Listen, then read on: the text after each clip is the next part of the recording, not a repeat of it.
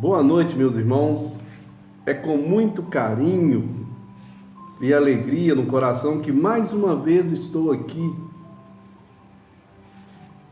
levando até vocês mais um pouco da palavra divina.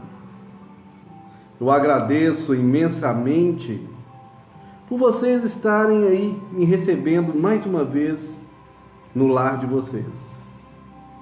Vamos passar alguns minutos falando um pouco sobre Deus, sobre os seus ensinamentos, sobre a sua bondade, sobre a sua onipotência. E esperemos, que todos nós, ao findar-se de mais uma palestra, possamos nós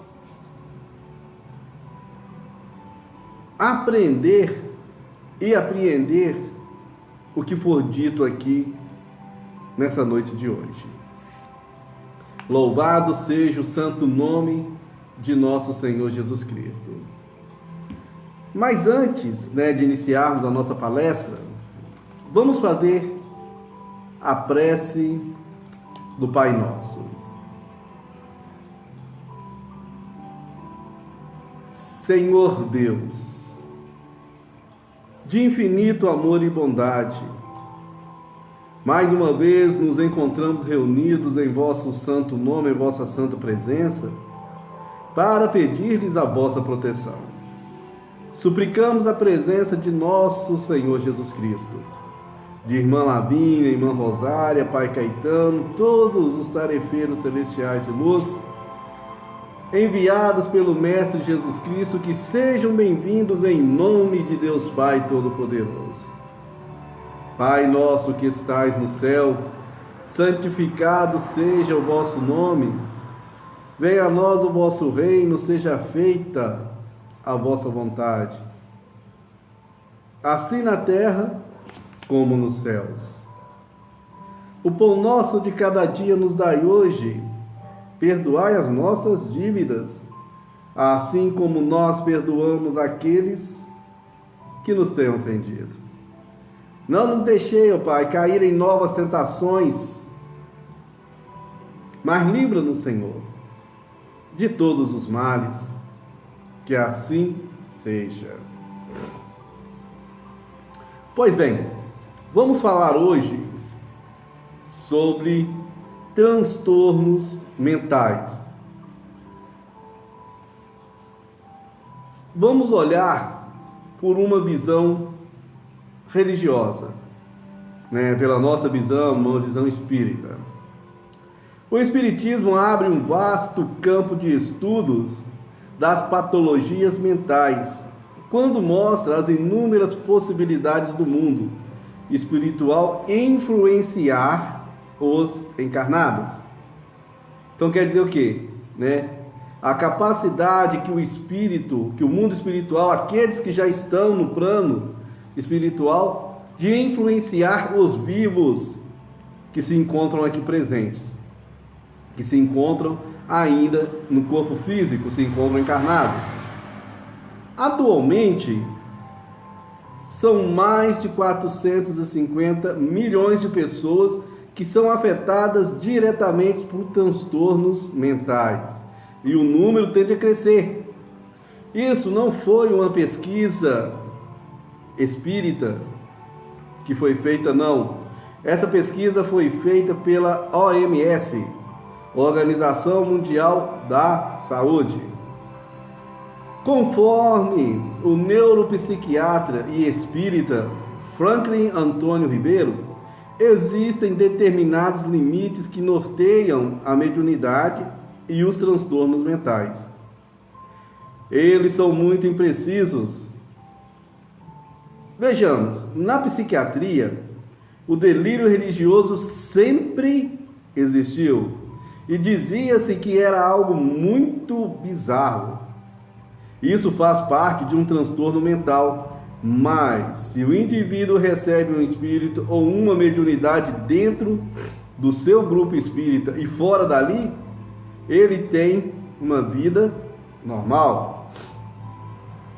Então, esse é um contexto de sanidade. não implica nenhum transtorno mental. Isso esclarece, o nosso querido Ribeiro, médico. Durante toda a história da humanidade, os seres humanos que possuíam algum tipo de problema passavam automaticamente pelas mãos dos religiosos. De alguma forma, esses religiosos praticavam um tipo de tratamento. Por isso, um indivíduo louco era sempre considerado como possuído por um demônio. Entretanto, vejamos, a partir do século XIX, com os avanços das ciências em relação, modificou-se e experiências mediúnicas foram também estudadas. No século XIX ocorreu uma grande loucura espírita no Brasil. Todos os indivíduos que expressavam alguma manifestação mediúnica eram considerados loucos, e muitos psiquiatras sugeriam até que eles fossem internados quando apresentassem qualquer manifestação. Nesses últimos anos ocorreu um número muito grande de pesquisas e estudos que, a princípio, mostram que a ciência e a religião de alguma forma estão unidas por uma linha tênue, e que a religião faz bem à saúde, independente de qual seja ela, afirma o médico Ribeiro. Prestem atenção, gente, que a religião faz bem à saúde. Frisando bem as palavras do médico, independente de qual seja ela, afirma o Dr. Franklin Antônio Ribeiro. De acordo com essas pesquisas, a religião teria um papel fundamental na saúde humana. Então quer dizer o quê? Que a religião atua de forma assim gigantesca na saúde mental, proporcionando a recuperação de células doentes do corpo físico. Isso porque as emoções afetam o corpo humano. Temos que fortalecer essa ideia e destruir a antiga visão de que a religião faz mal à saúde. Hoje, nós sabemos que isso modificou, graças a Deus.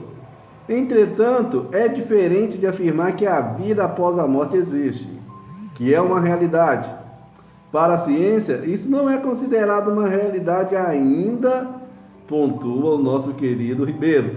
Mas, abre-se um parêntese, já que a religião e a ciência caminham juntos, há-se o entendimento de que há algo que foge à compreensão dos estudiosos relacionado à ciência da Terra.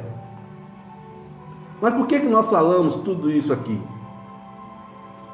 Antes de adentrarmos no assunto que é chamado automutilação. E temos ainda um outro detalhe, um outro assunto ainda a ser falado ainda, para mostrar a importância da religiosidade na vida do ser humano, principalmente quando esse está passando por alguma dificuldade emocional, alguma enfermidade, seja ela qual for, ou dificuldade de socialização.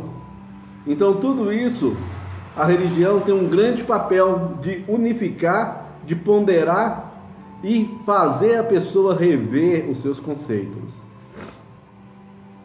Mas vamos falar um pouco agora também sobre obsessor e obsidiados. Dentro da literatura espírita, muitos transtornos mentais estariam ligados à presença de espíritos. Vamos repetir? Dentro da literatura espírita, muitos transtornos mentais estariam ligados à presença de espíritos, como por exemplo, de um espírito obsessor. Abrindo-se um parênteses, vamos esclarecer. A alma que se ocupa temporariamente para causar transtornos e prejudicar a vida de pessoas ou, salvo, cobrar débitos do passado, situações mal resolvidas. Conforme o neuropsiquiatra, o obsessor é alguém que já passou pela Terra muitas vezes e apenas quer, como eu falei em outrora, se vingar. Nesse caso, ele já teria apresentado casos de depressão, problemas afetivos, transtornos bipolares, esquizofrenia, problemas com álcool e drogas, ansiedade e fobias. Vale a pena ressaltar aqui, gente, meus irmãos, que a maioria das pessoas tem ansiedades e fobias. Dependendo da vibração do obsessor ou cobrador, é óbvio que o obsidiado também acaba sentindo essas impressões no seu corpo físico e também mental. Normalmente, quando a pessoa está adoecida mentalmente, ocorre uma desintegração muito grande de várias estruturas de sua personalidade e a pessoa fica mais vulnerável a receber os impactos dos obsessores, abre parênteses, cobradores, explica o Dr. Ribeiro, que cumprimenta que além de um tratamento espírita, é importante que a pessoa receba tratamento médico. Se o paciente apresenta um quadro psicótico e não sabemos se isso é fruto de uma obsessão ou de um transtorno químico, ou se as duas coisas estão acontecendo simultaneamente, o que nós fazemos? Medicamos e oferecemos tratamento espiritual. Se o paciente é católico, vai à igreja católica. Se é evangélico, vai na sua igreja evangélica. Ele é encaminhado para a sua religião de origem, mas nunca deixamos de dar medicamentos, porque a psicofarmatologia avançou muito e tem dado resultados positivos, conclui o Dr. Ribeiro. Ele mesmo explica a necessidade das duas caminharem juntos, a religião e a ciência, caminharem em balanças. Mas vamos falar um pouco agora sobre depressão. Um dos transtornos mais recorrentes, que segundo pesquisa da Organização Mundial da Saúde, deve se tornar a doença mais comum no mundo nos próximos 20 anos. Qual doença que seria? A depressão. De acordo com o neuropsiquiatra e espírita Franklin Antônio Ribeiro, a depressão tem várias fases e pode ocorrer devido a fatores emocionais, psicológicos ou até mesmo espirituais. Alguns motivos que podem desencadear a doença são desenvolvidos ainda quando está no corpo ainda de uma criança. A criança vai crescer dentro de um lar estruturado, mesmo com todas as dificuldades naturais de uma relação humana. Mas se houver um lar desestruturado, onde há muitas brigas, muitos descontentos, muitas dores, a criança vai assimilar isso e vai chegar a um certo ponto de sua idade, talvez aos 30 anos, aos 25, aos 30, aos 35, aos 40, e aquilo vai ser exatamente a porta que vai abrir para um obsessor, salvo o cobrador, para começar a cobrar naquela alma. E com isso, vai gerar insatisfações, crises emocionais, transtornos bipolares, ansiedades e várias outras situações. Durante a vida adulta, muitas pessoas acabam enfrentando situações e desilusões, e por não estarem preparadas para enfrentá-las, acabam ficando com baixa autoestima, sem autoconfiança, desanimadas, desinteressadas, sem prazer na vida. O ser humano precisa se sentir estimulado. Sem isso, começa a se sentir uma sensação de vazio e angústia. Vocês notaram que, de acordo com o nosso querido Franklin Antônio Ribeiro, doutor de psiquiatria, ele nos fala da importância que é participarmos de um clero religioso, participarmos de uma religião, porque ela vai nos fazer ter uma maior capacidade de enfrentar todas as dificuldades que vierem do plano espiritual, que vierem de cobradores do passado. Porque quando a pessoa não tem nenhuma religião, ela é totalmente neutra, ou simplesmente vai aos templos religiosos, senta, pega a hóstia, vai, toma um passe, pede uma oração, e não se predispõe a ser útil, não se predispõe a trabalhar, a fazer tarefas, a proporcionar a outros um pouco de dignidade, participar de uma campanha de caridade, de uma campanha de solidariedade, se fecha ali no seu mundinho e já se acha totalmente seguro, porque está indo a uma casa de oração. Não é simplesmente isso, não. Isso quer dizer que a pessoa passa a ter uma fé morta, não uma fé trabalhada com obras, não é verdade? Pelo ângulo espiritual, a culpa, o remorso, a mágoa e o ressentimento levam a pessoas a estados depressivos, podendo causar o desenvolvimento de doenças psicossomáticas e até mesmo o câncer. Portanto, o amor e o perdão que a doutrina espírita tanto nos ensina são sentimentos também preventivos, completa o doutor Franklin. Gravem bem na mente de vocês esse pequeno parágrafo. Pelo ângulo espiritual, a culpa, o remorso, a mágoa e o ressentimento levam a pessoas a estados depressivos. Mais à frente, vou explicar para vocês. Para o nosso querido especialista, Dr. Franklin, diante dos sintomas de depressão, o primeiro passo deve-se procurar um médico psiquiatra. Para tratar este, prescreva um antidepressivo específico para cada tipo de pessoa. A terapia e os cuidados com o sono, com a alimentação e com as relações também devem fazer parte do tratamento, bem como a ajuda espiritual, com passes magnéticos e água fluidificada e a leitura do Evangelho, se tornando contínuo, como nós espíritas chamamos de evangelioterapia, que é a terapia através do Evangelho de Jesus Cristo. O tratamento completo engloba o biológico, o psicológico, o social e o espiritual.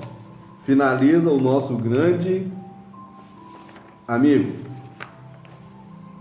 Então, até agora, eu acho que foi... Acho não, Eu sempre brinco com os meus colegas de trabalho, Não trabalhamos com achismo, trabalhamos com certezas.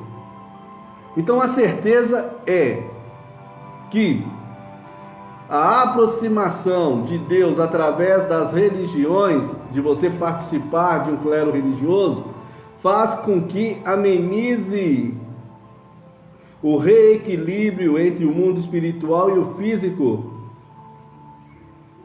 e passa a ter um atenuante né, para estar no meio dos conflitos de você e do obsessor. Então a religião, ela fica no meio para balancear. Ela passa a ser o interventor, aquele que tenta e consegue equilibrar os dois lados da balança. Como o nosso tema mesmo disse, né, quando eu coloquei no Face, coloquei no WhatsApp, queríamos falar sobre a automutilação. Por que uma pessoa faz cortes no seu próprio corpo? Por que a pessoa flagela o seu corpo físico? O que significa quando uma pessoa corta a própria pele por espontânea vontade? Por que às vezes ela lacera seu próprio rosto, né? E depois passa um creme, passa alguma coisa para encobrir. E quando a pessoa faz isso, o que acontece? Ela tem um alívio, mas ela não sabe de onde que veio esse alívio, mas ela se sente aliviada. Aí, voltando a que eu falei para vocês: culpa, remorso, mágoa e ressentimento. Normalmente, né, a religião, se nós estudarmos mais aprofundadamente, com uma maior cautela, com uma maior responsabilidade, veremos que a religião é a medicina de Deus. Quando Jesus Cristo disse: eu vim curar os doentes e não os sãos. Mas vamos continuar. Quando estamos manuseando uma faca na cozinha, no preparo de alimentos, ou utilizando um estilete para apontar um lápis, por exemplo, e nos cortamos involuntariamente, a dor causada pelo ferimento condiciona a sermos cada vez mais cautelosos, cuidadosos, ao manipular esses objetos cortantes. Se para a maioria das pessoas o medo do ferimento com uma lâmina provoca tantos cuidados, por que então existem outras que se cortam propositalmente?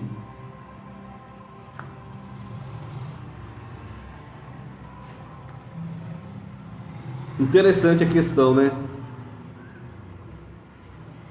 Se quando nos machucamos, gritamos, né? Ai meu Deus, tá doendo. E outras pessoas se sentem bem ao se cortar, sentem uma satisfação. Será por quê? No final, falaremos a vocês.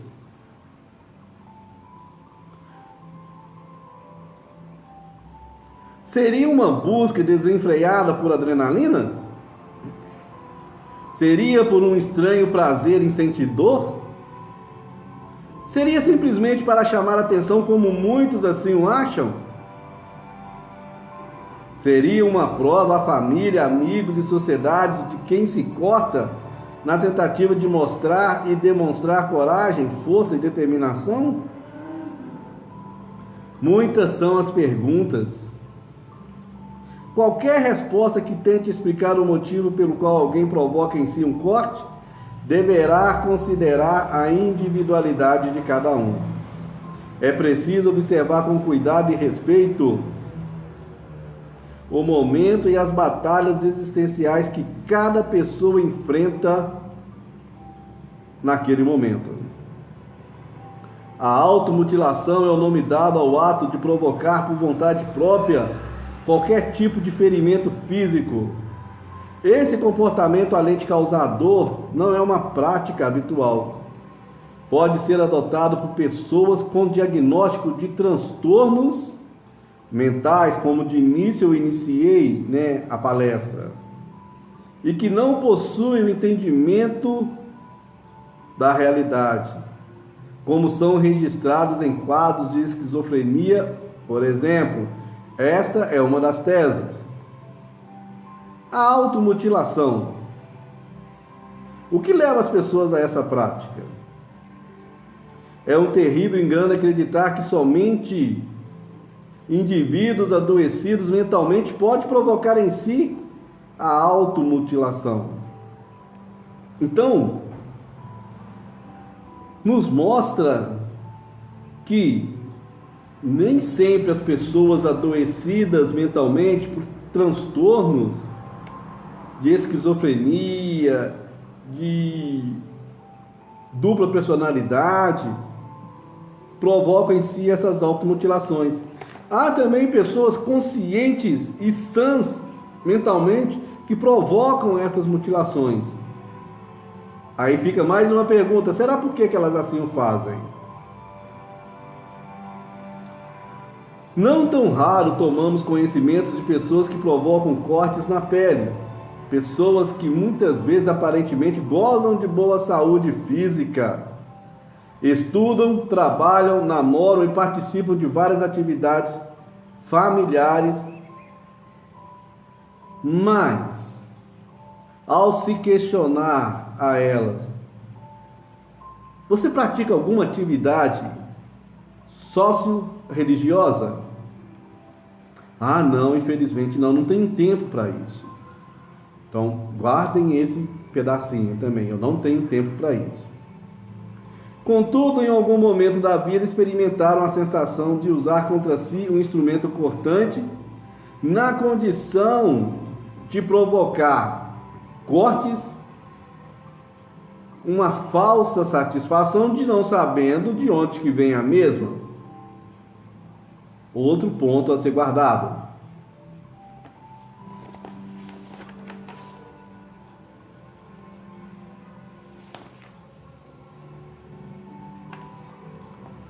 Quando alguém provoca, em algumas culturas africanas, a automutilação, prestem bem atenção. Não somente nas culturas africanas, mas também nas culturas indianas. Há também o ato de se automutilar na condição de uma maneira de se purificar o corpo e a mente perante a sociedade a qual o adolescente está inserido, ou até o adulto também. Em culturas, passagem e o afastamento em culturas indígenas, o sofrimento do corpo e os ferimentos autoprovocados sugerem um ritual de passagem e o afastamento de maus espíritos. Não queremos aqui criar discussões étnicas sobre qual cultura é ou não equivocada. O fato é que na nossa cultura a automutilação não é nunca foi reconhecida como saudável. Quando alguém provoca em si um corte, pode significar que um ou mais fatores da vida não estão de acordo com as experiências criadas e que naquele momento não consegue perceber o que está indo mal. Ou se percebe, mas não possui outros recursos para resolver os conflitos. E inconscientemente acredita que punir o próprio corpo pode ser a maneira mais adequada para sinalizar às outras pessoas que está em um estado de profundo sofrimento, indecisões, preocupações ou flagelos espirituais. Em outras situações, quando alguém se corta, também pode estar tentando entrar em contato com uma maneira de provar a si mesmo que é capaz de feitos corajosos, ao mesmo tempo que aplica a autopunição por não conseguir de maneira menos dolorosa encontrar uma saída para as dúvidas que a vida lhe apresenta. Em qualquer dessas situações, esse método é absolutamente inadequado, não tem eficácia alguma e é extremamente prejudicial para o desenvolvimento saudável do corpo físico e do estado mental, além de proporcionar, por vezes, a falsa sensação de saídas para o conflito. Pois bem,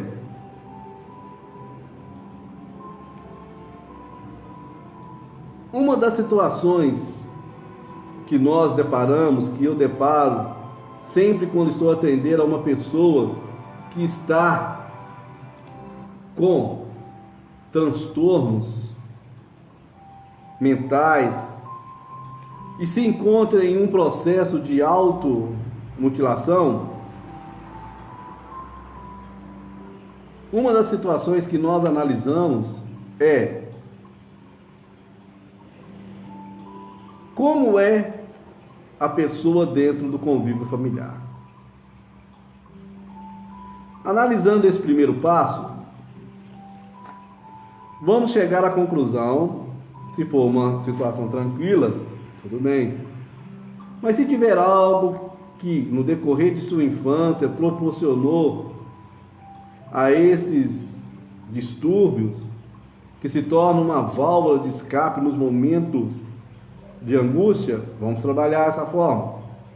Fazer com que a família se reencontre dentro da própria família. É um processo lento, no qual tem que haver a compreensão, a força de vontade, não somente do doente, mas sim de toda a família. Quando na família está tudo caminhando razoavelmente bem, vamos entender o que passa com a pessoa. Começamos a fazer uma autoanálise na pessoa. Os seus medos, as suas dificuldades, as suas fragilidades. E se encontrarmos ali situações que favoreçam a automutilação, vamos trabalhar.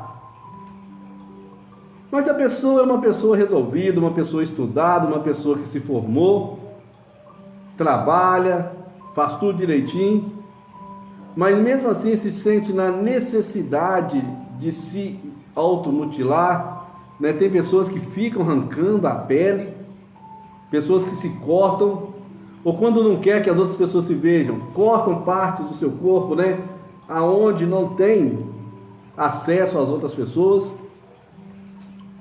E quando assim o fazem, se sentem aliviadas. Aí começamos a fazer uma outra pesquisa. Você pratica alguma religião? Você está dentro de alguma religião? Você pratica a fé? Como que você é dentro da sua religião? Mas por que o Marcelo está falando religião, não está falando espiritismo? Porque muitos que vêm aqui à nossa casa, nós atendemos pessoas aqui de vários outros clérigos religiosos, de várias outras etnias religiosas. E atendemos também àqueles que não têm religião, mas que mostramos para eles a necessidade de se interagir com o seu eu interior através de alguma religião. Vocês lembram que eu falei para vocês no início do obsessor e do obsidiado?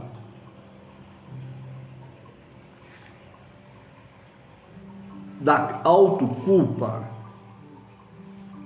que o espírito se sente culpado por algo que fez ao outro. E como esse hoje, a pessoa não participa, assim, diretamente dentro de um clero religioso, não participa assim fervorosamente, apenas chega, senta e depois vai embora. Aí é que entra a religião. A religião é aquele que vai ficar no meio e vai ajudar a resolver os impasses que tem entre o obsessor com o obsidiado. Aí, a pessoa, a partir do momento que ela assume a religião, a partir do momento que a pessoa se predispõe a trabalhar fervorosamente dentro da religião, a automutilação ela vai diminuindo. Ah, mas por quê? Ela passa a quitar aquele débito não com sofrimento, mas sim através da caridade, através do amor, através da benevolência, levando paz aos corações que estão em sofrimento. Automaticamente aquela energia proporcionada ali vai abrandar o seu obsessor, o seu algoz, aquele que te persegue. A ciência, sim, ela tem evoluído muito, mas o próprio Dr. Franklin Ribeiro nos mostra que somente os medicamentos não será o suficiente para o reequilíbrio, para o reencontro do seu eu com o seu eu interior. Por isso que a religião ela vem para contrabalancear todo esse processo. Não se esvaindo a possibilidade do medicamento. O medicamento ele é necessário sim. Tanto é que a ciência e a religião têm que trabalhar juntas, de mão dadas, para a cura do corpo físico através dos medicamentos, e a religião para curar o corpo espiritual. Mas por que a pessoa sente uma satisfação depois de se mutilar? Porque naquele momento ali está se pagando um débito gradualmente. Toda vez que ela se mutila, que mutila o seu corpo, com cortes ou arrancando partes do seu corpo, pele, o espírito se sente, o obsessor, se sente recebendo a dívida do passado. Por isso que quando você não paga a sua dívida com amor, você paga ela com a dor. Por isso que Deus criou as religiões aqui na Terra, para que possamos pagar os nossos débitos do passado com amor. Mas não na questão de barganhar, não, porque senão não funciona não.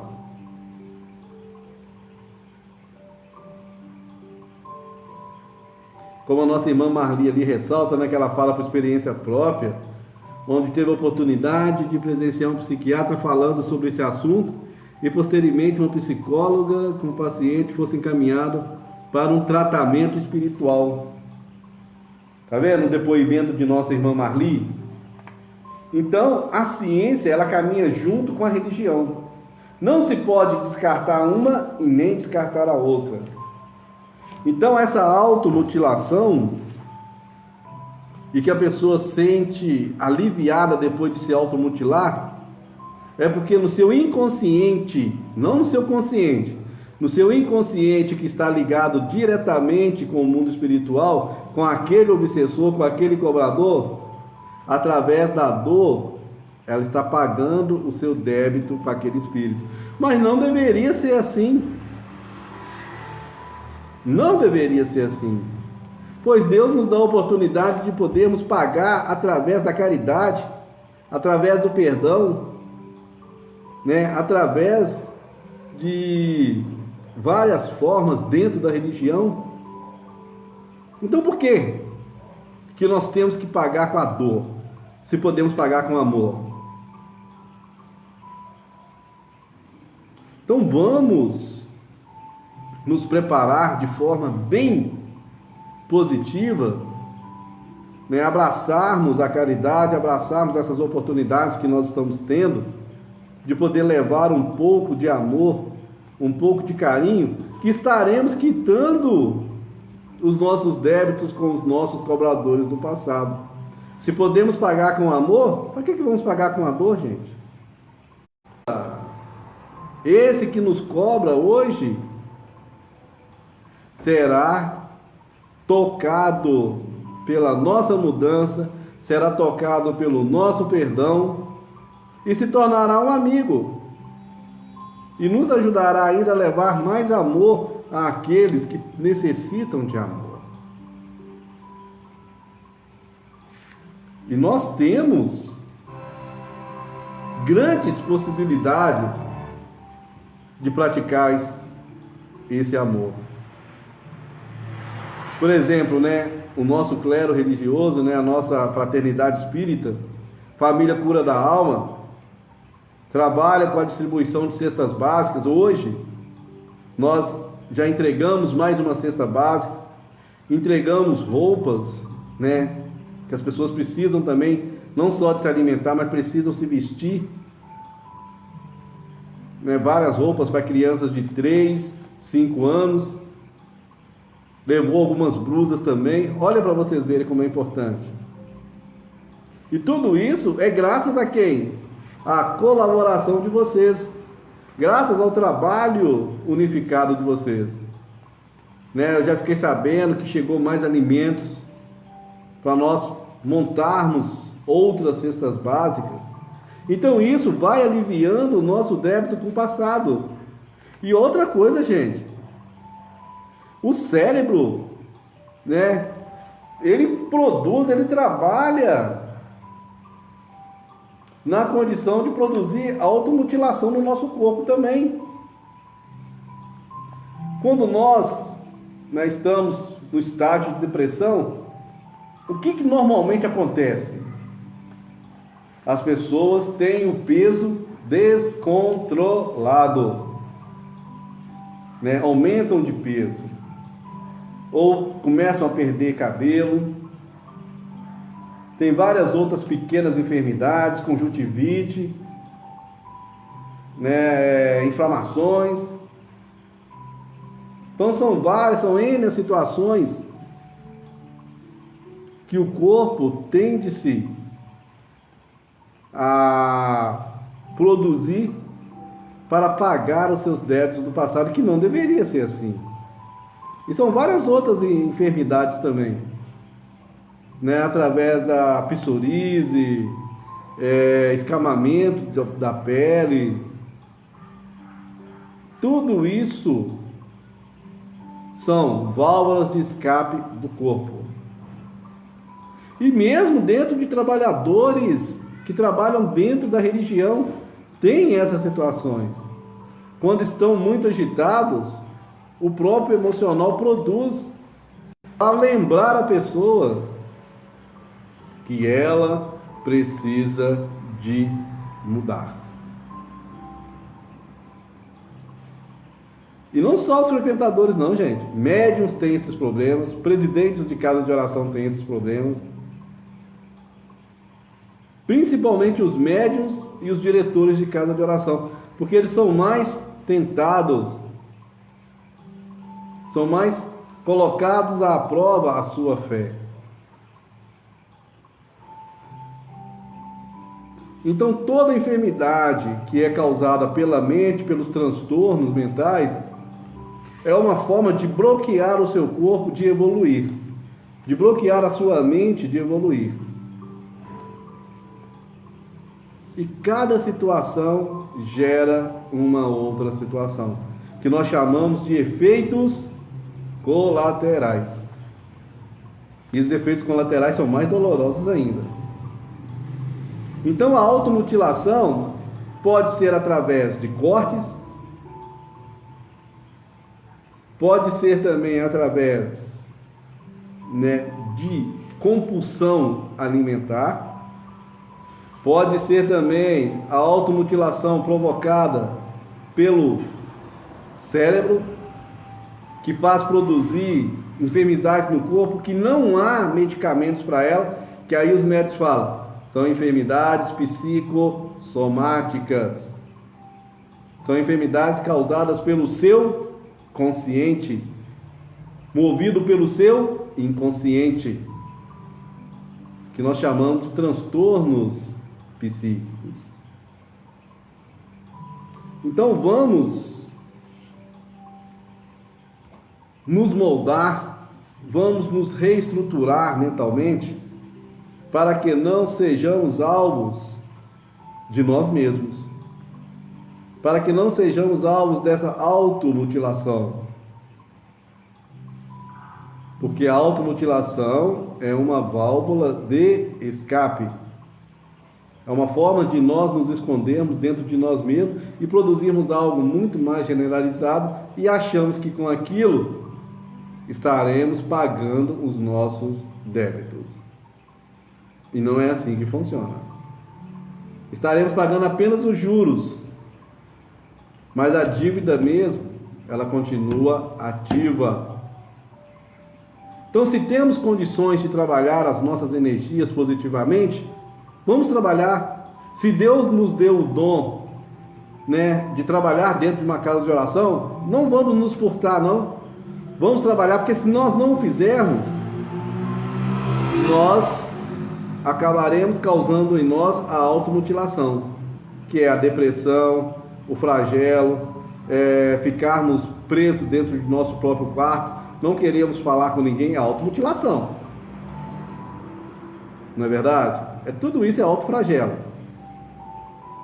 Então, se viemos portadores de energias, vamos trabalhar essas energias positivamente. Vamos trabalhar com amor. Se temos o dom da fala, vamos trabalhar essa fala positivamente para levar coisas positivas para as pessoas.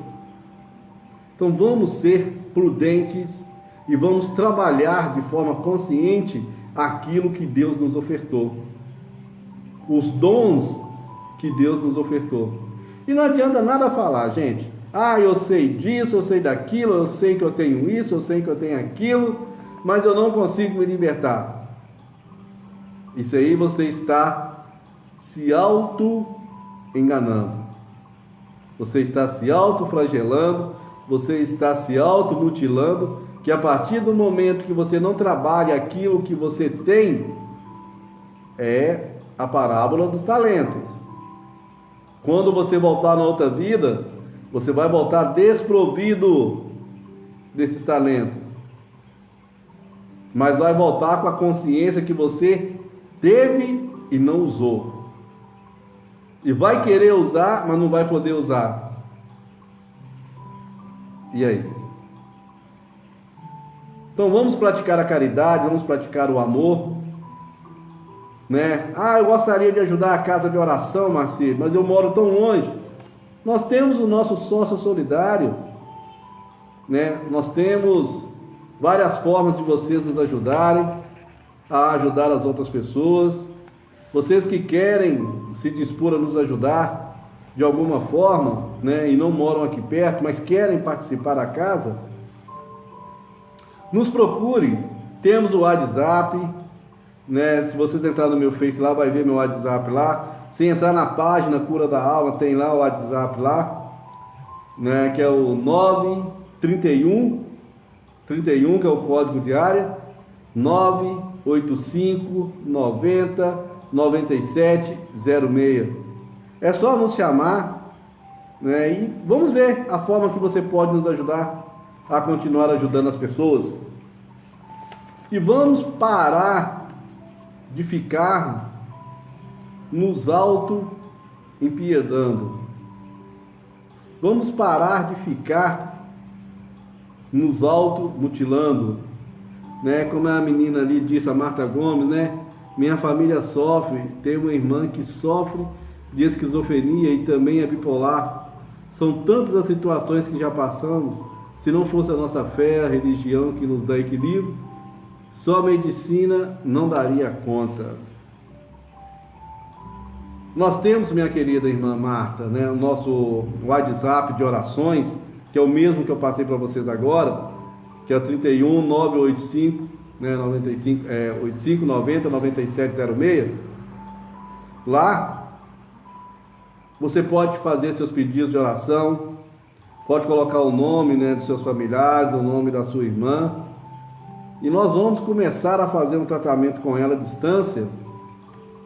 E eu tenho certeza que o Mestre Jesus Cristo irá abençoar a tua casa, abençoar o teu lar e reequilibrar para que vocês possam ter uma maior condição de vida, né? Um melhor entendimento dentro da família. E essa sua irmã, ela vai passar a reencontrar o equilíbrio espiritual dela. E o que você precisar, pode me chamar no WhatsApp, né? Nós vamos ajudar, eu vou ajudar a sua irmã com orações. E eu tenho certeza que brevemente você estará dando o seu testemunho que a sua irmã melhorou, né? E que vocês passaram a ter mais paz. Não vou prolongar mais, né, a palestra de hoje, que nossa, né, ficamos falando e quase durou 1 hora hoje. Peço desculpa a vocês, né, por ter tomado tanto tempo de vocês nessa noite de hoje, mas que o tema, ele é bem instigante, né? E se vocês tiverem algum tema que vocês gostariam que fizéssemos a palestra aqui, por favor, coloque lá no meu Face, né? Faça, Sr. Marcelo, eu gostaria que o senhor falasse sobre isso. E teremos o máximo prazer de estudar, de procurar, e vamos falar sobre a palestra que você nos pedir.